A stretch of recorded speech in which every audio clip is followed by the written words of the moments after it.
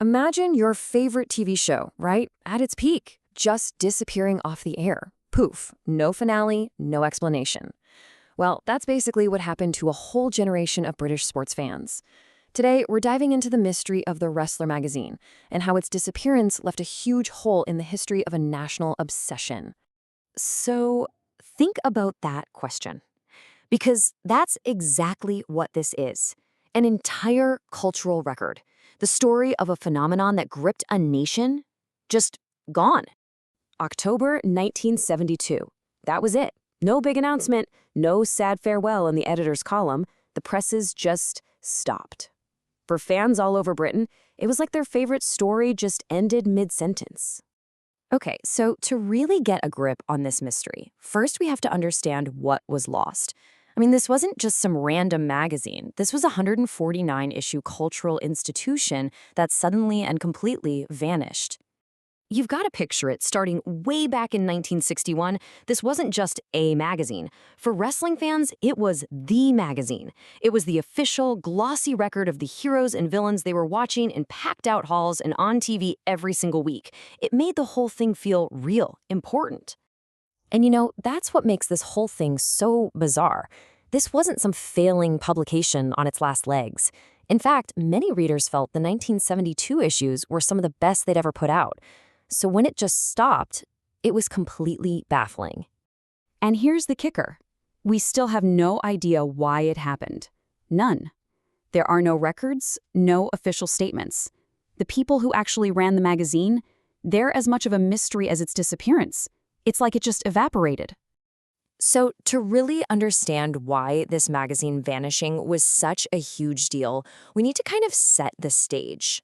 Let's take a trip back to Britain in the swinging 60s. Just look at that. Number 1. Let that sink in for a second.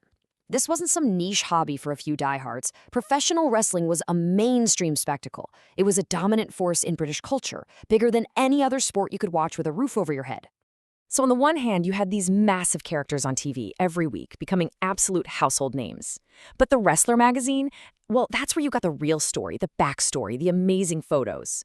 It was the sport's official chronicle, and it was right up there in the newsstands, fighting for space next to the big boxing magazines. So much of the magazine's power was visual, especially those covers. They had to grab your attention on a super crowded newsstand, right? And it's actually fascinating to break down how they did it.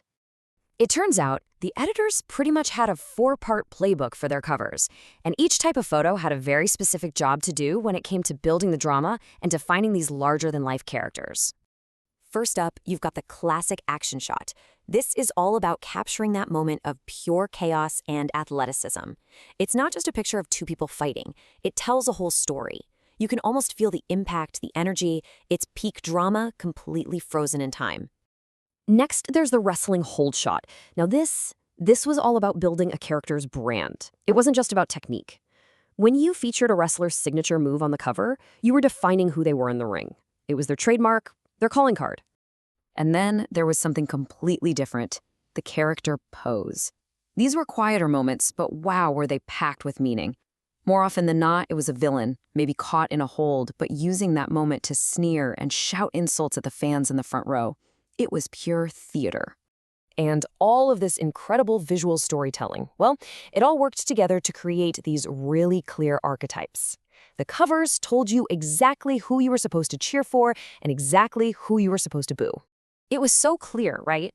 On one side, you've got the dynamic, athletic hero, the blue-eyed boy, and on the other, the sneering villain, bending the rules and taunting everybody. The magazine made these roles crystal clear before you even turned a page. You knew whose side you were on instantly. Let's take the villain here, Peter Ran. What makes this cover just brilliant is that little description and out-of-character smile. It's telling you that even his smile is part of the act, probably aimed at some poor fan he's just finished insulting. Every single expression is part of the performance. And you can almost hear it when you read this, can't you? Imagine being right there, a few feet away, as the villain makes eye contact with you and just lets loose. The magazine captured that raw, theatrical energy perfectly.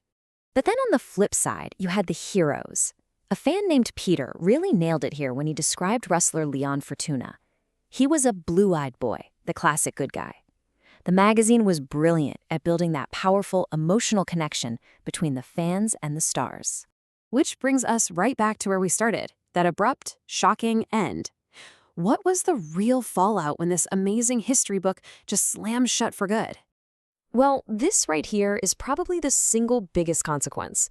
Because the wrestler was so good, so thorough, its absence basically created a historical black hole.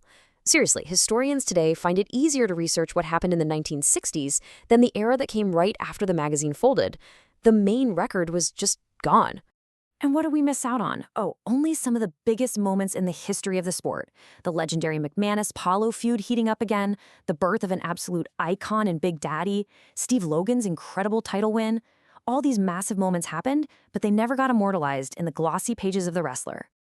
And you know, beyond the historical record, there's the personal one. This quote from a fan, Tom H., it just says it all, really. For the people who were there, these covers aren't just old pictures, they're memories. They're a direct link to their childhood. The magazine's disappearance wasn't just the loss of a publication, it was the loss of a piece of their lives. So the story of The Wrestler really leaves us with a final thought. It makes you wonder, doesn't it? If a magazine that covered the most popular indoor sport in the country could just vanish and take a chunk of history with it, what other stories, what other entire worlds are just sitting out there, hidden away on the covers of magazines we've all long forgotten?